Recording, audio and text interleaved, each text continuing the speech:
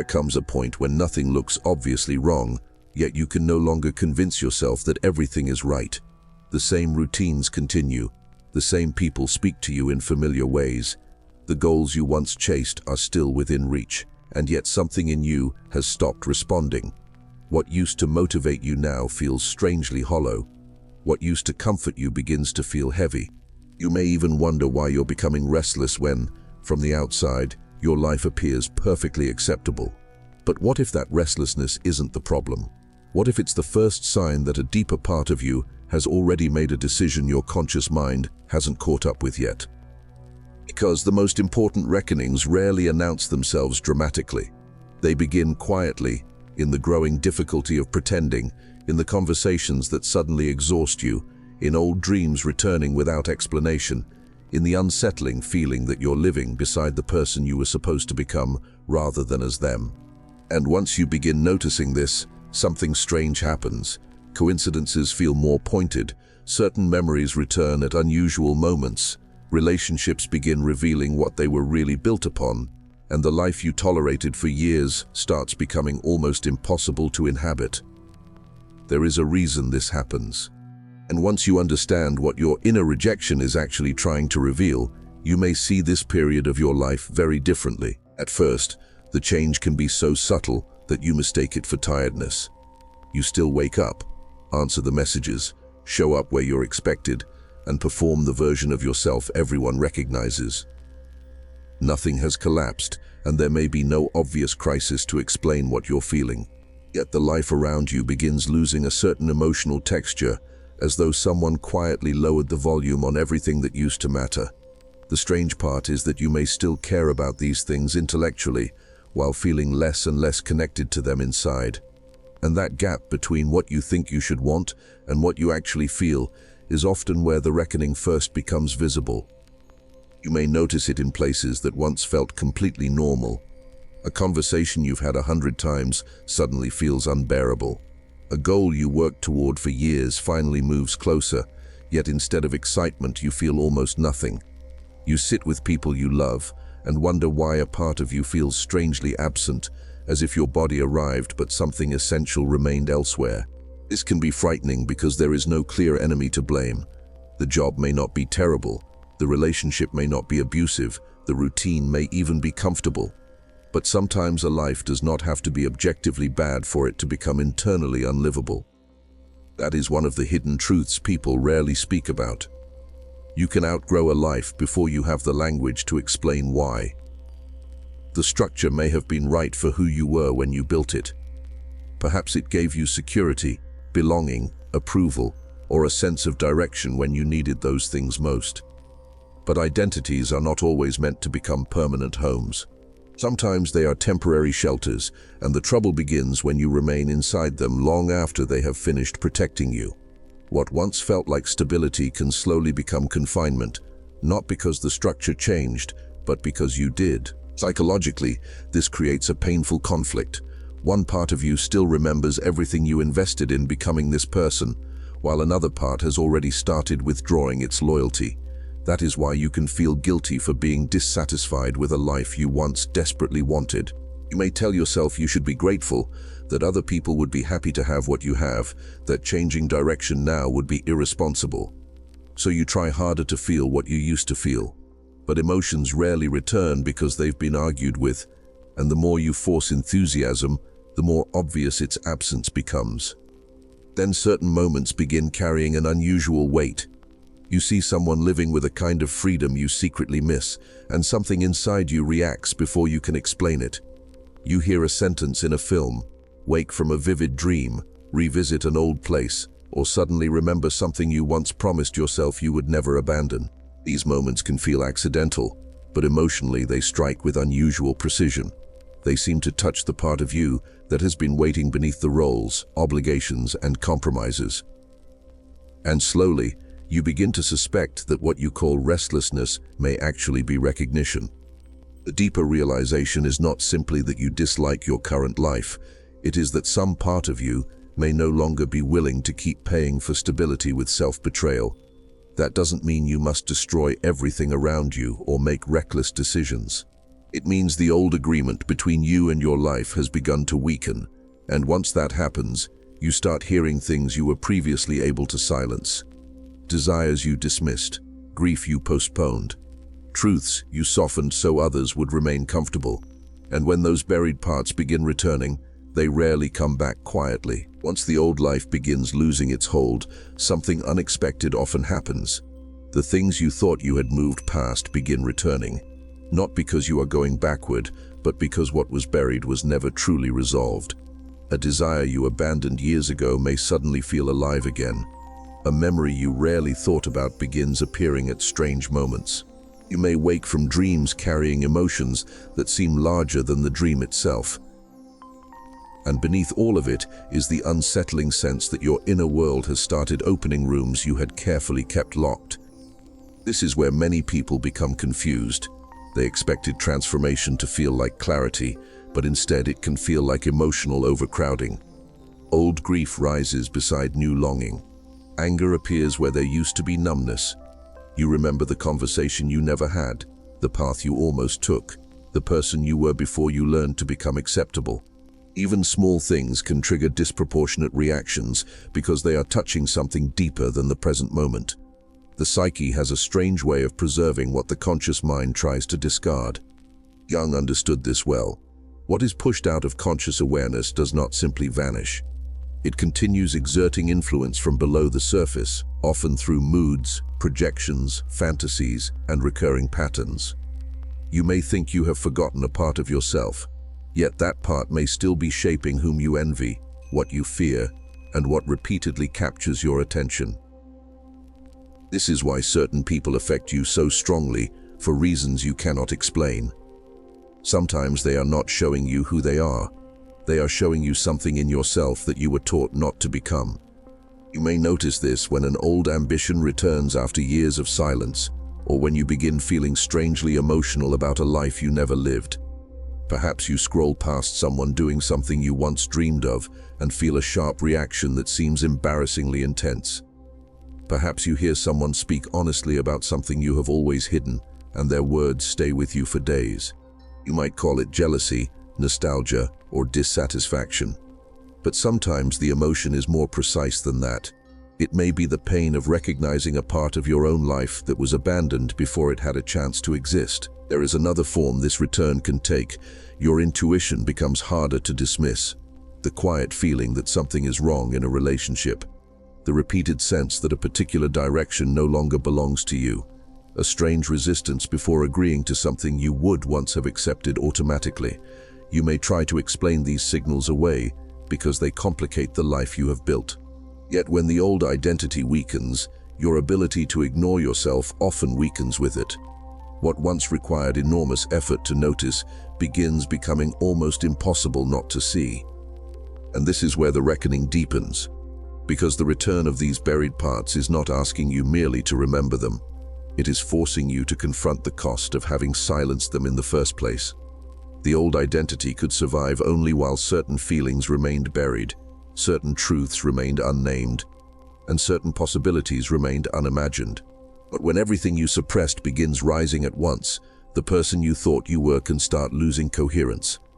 And that collapse has an ancient name, one associated not with failure, but with the dark beginning of transformation. There is a stage in deep change when the old explanations stop working before the new ones have arrived. You may know what no longer feels true, yet have no idea what should replace it. Decisions become harder. Familiar ambitions lose their power. Even the image you carried of yourself can begin to feel strangely artificial. This is often the point when people assume something has gone wrong. But in alchemical symbolism, there was a name for this dark interval: Nigredo, the blackening, the stage in which an old form begins to decompose before anything new can take shape. The image is unsettling because decomposition does not look like progress. It looks like confusion, loss, uncertainty, even failure. You may find yourself asking questions you thought you had already answered years ago. Who am I without this relationship, without this role, without the future I spent so long preparing for? Why do the things that once gave me direction suddenly feel empty? The mind wants immediate replacement because uncertainty feels dangerous. Yet sometimes the most important transformation begins precisely when your previous answers can no longer protect you from deeper questions. This is why periods of inner darkness can feel so disproportionate to what is happening externally. Your life may still appear intact, but the meaning underneath it is dissolving. You go to work and wonder why any of it matters. You spend time with familiar people and notice how much of your personality was built around being understood by them. You revisit old plans and realize they belonged to someone whose fears, needs, and loyalties are no longer entirely yours. Nothing has necessarily been taken from you, yet the invisible structure that once held everything together is beginning to come apart. The psychological insight is uncomfortable. Identity is partly made of repeated agreements. Agreements about what you must value, what you are allowed to desire, what kind of person you are supposed to be, and what you must never risk becoming. When those agreements weaken, there can be a temporary feeling of emptiness. But emptiness is not always absence. Sometimes it is space that used to be occupied by assumptions. What feels like losing yourself may actually be the moment when you discover how much of the self you were defending was constructed from adaptation rather than truth. That is why the Nigredo can bring strange emotional combinations. Grief without a clear loss, relief mixed with fear, loneliness accompanied by an unexpected sense of freedom. You may miss the certainty of your old life while knowing you cannot sincerely return to it. And there is the paradox. You can mourn something you no longer want. You can grieve the person you were while also realizing how exhausted you became trying to remain them. The darkness is not simply about what is disappearing. It is also about seeing, perhaps for the first time, what had to disappear. But there is a reason this stage becomes dangerous when misunderstood. When certainty dissolves, the familiar can suddenly look attractive again, simply because it is familiar. Old habits, old relationships, old compromises may begin calling you back with a promise of relief. Not because they have become right for you, but because the unknown has become uncomfortable.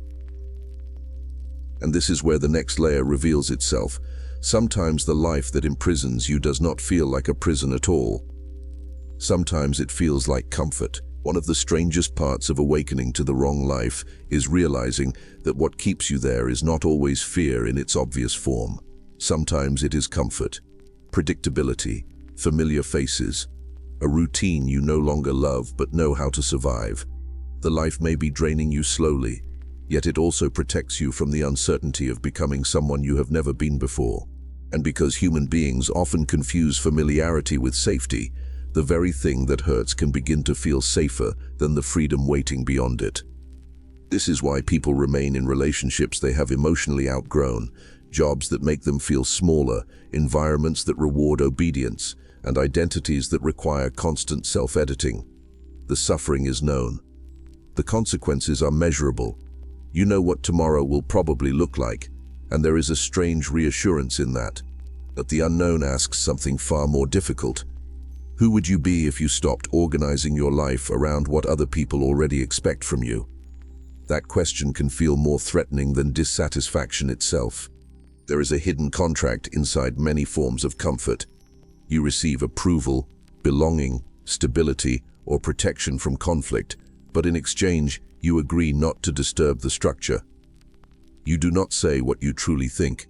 You postpone the desire that might inconvenience someone. You continue playing the dependable one, the reasonable one, the person who never changes too much. Over time, the contract becomes invisible because you stop noticing how often you abandon yourself to keep the peace.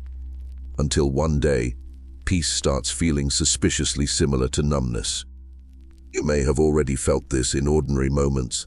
Someone asks what you want, and you automatically consider everyone else before answering. An opportunity appears, and your first thought is not whether it excites you, but whether people will understand. You imagine changing your life and immediately hear the voices of those who might be disappointed. None of this feels dramatic enough to call imprisonment. Yet a prison does not always need walls. Sometimes it is built from the consequences you have spent years teaching yourself to avoid. The perspective begins to shift when you realize that comfort is not the same as peace. Real peace has room for truth. Comfort often asks truth to remain quiet. And once you see the difference, certain parts of your life become harder to romanticize. The routines that used to feel grounding may reveal how much they depended on repetition. The relationships that felt stable may reveal how much stability required you to stay unchanged. You begin to recognize that some forms of security were never protecting your deeper self. They were protecting the version of you everyone had learned how to live with. And that recognition creates a new kind of pressure, because once comfort loses its innocence, you cannot return to it in quite the same way. You begin noticing every place where you choose the familiar over the alive, every moment when you silence a desire before anyone else has the chance to reject it. But those denied desires do not disappear. They gather somewhere beneath the personality you present to the world, collecting energy, frustration, longing, and unfinished possibility. And eventually, what you refuse to live begins finding other ways to make itself known. There are parts of your life that do not disappear simply because you stop choosing them. A desire you abandon does not always die. A truth you refuse to speak does not become unreal. A version of yourself you repeatedly suppress may continue developing somewhere beneath awareness, gathering emotional weight each time you choose against it. This is one of the more unsettling aspects of the shadow. It does not contain only what you fear or reject in yourself. It can also contain the life you were too afraid, too loyal, or too conditioned to live. You may notice it through envy before you recognize it as grief.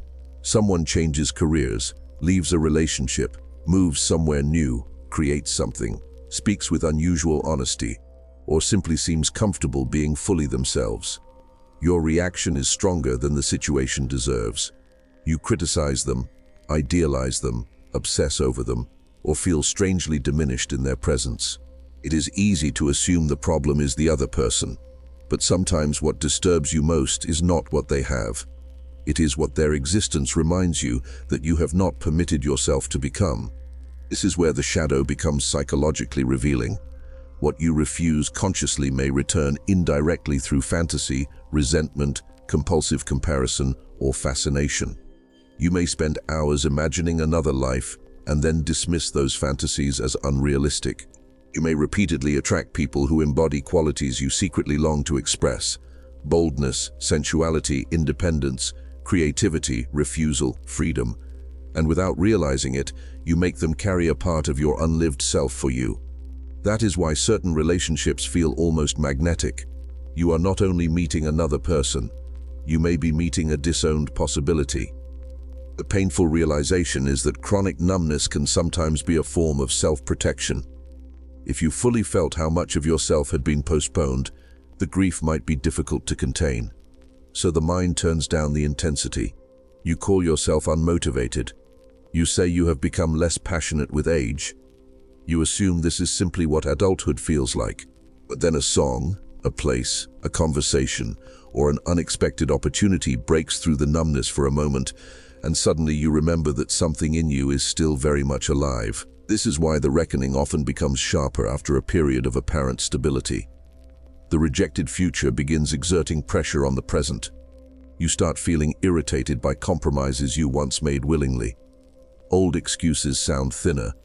People may even tell you that you have changed, when what has really changed is your ability to continue pretending that certain sacrifices cost you nothing. The life you did not live begins appearing everywhere, not as a literal alternate destiny, but as an emotional presence asking why it was repeatedly exchanged for acceptance. And eventually, recognition alone stops being enough. It is one thing to see the unlived life in the shadow.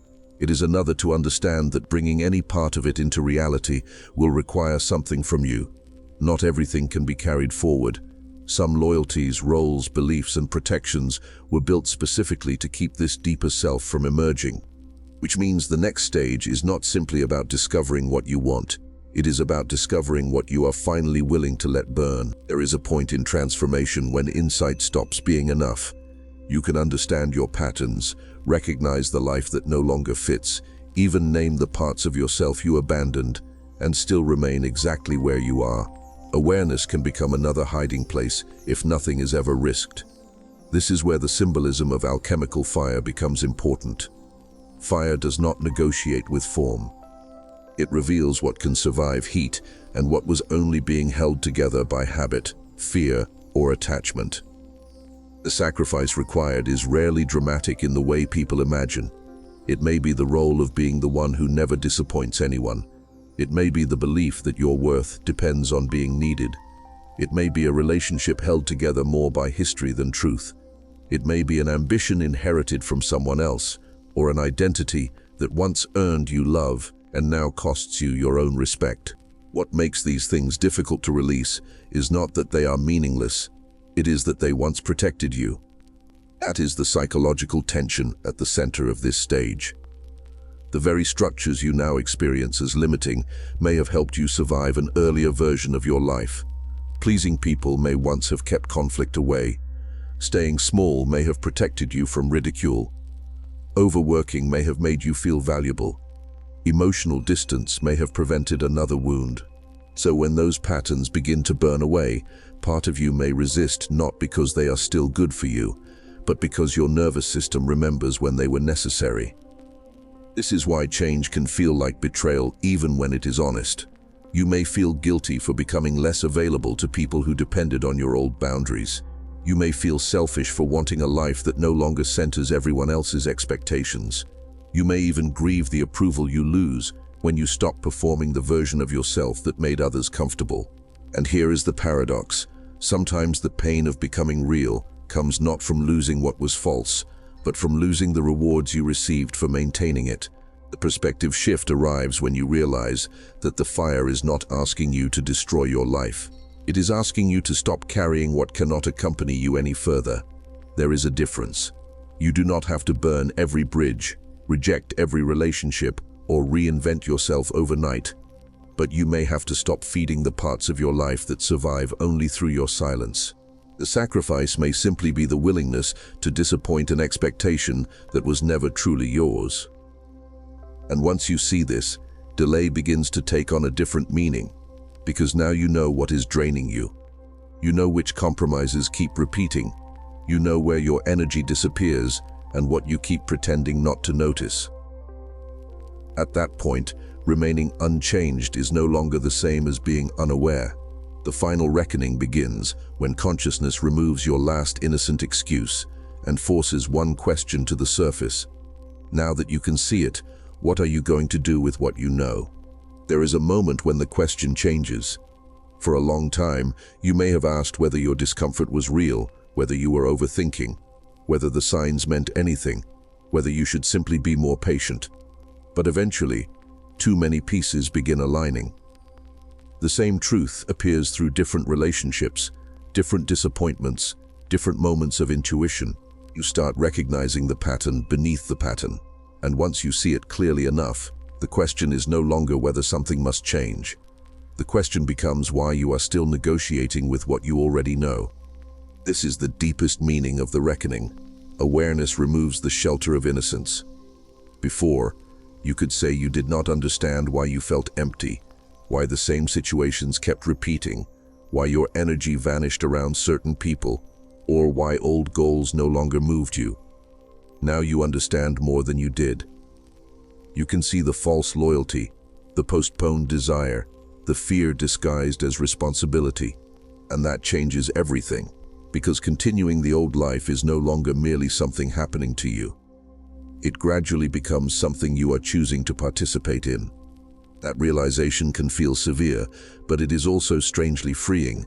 It means you are not waiting for one final coincidence, one perfect opportunity, one unmistakable sign from the universe to grant you permission. Perhaps you have already received the sign in quieter forms. The exhaustion that keeps returning, the conversation you can no longer fake, the dream that unsettles you for days, the strange relief you feel when you imagine letting something go. We often expect truth to arrive as certainty. More often, it arrives as the increasing impossibility of continuing to lie to ourselves. And yet the decision is rarely as simple as walking away.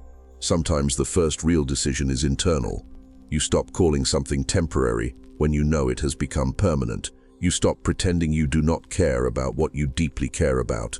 You stop translating your intuition into language that makes everyone else comfortable. Nothing outside may change immediately, but something crucial has shifted. You are no longer using confusion to postpone honesty. Once that happens, even small choices begin carrying a different weight, because they are being made by someone who has finally stopped looking away. This is where the idea of becoming real takes on a different meaning. It does not mean discovering some perfect, hidden identity waiting beneath everything else. You are not excavating a finished person. You are choosing, repeatedly, what deserves to remain alive in you. Some choices will cost approval. Others will cost certainty, familiarity, or the future you once imagined. But there is also a cost to refusing the decision. You have already felt it in the numbness, resentment, strange longing, and quiet sense that your own life has been waiting for you somewhere just beyond your hesitation. So perhaps this reckoning was never arriving to punish you. Perhaps it began the moment your inner life became too awake to continue cooperating with what was false. The discomfort, the returning memories, the collapsing certainty, the shadow, the fire, all of it has been bringing you toward this threshold. And now there may be only one mystery left. Not whether you are capable of becoming someone new, but what will happen when you stop asking the old version of yourself for permission to begin. Maybe the reckoning was never a dramatic event waiting somewhere in your future.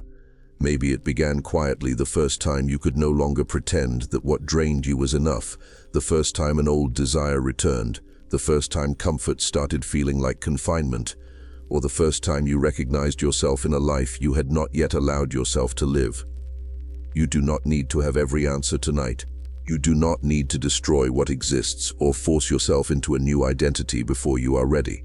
But you may no longer be able to unknow what has become clear. Pay attention to what keeps returning, to what repeatedly asks for your honesty, and to the places where you feel more alive when you stop performing who you were expected to be. If this message reached you at a moment when something inside you is changing, subscribe and stay close to what we explore here. And like the video if it gave language to something you have been feeling. And if you are ready to stop delaying what you already know, leave the word real in the comments, not as a promise to anyone else, but as a quiet acknowledgement that you have heard yourself.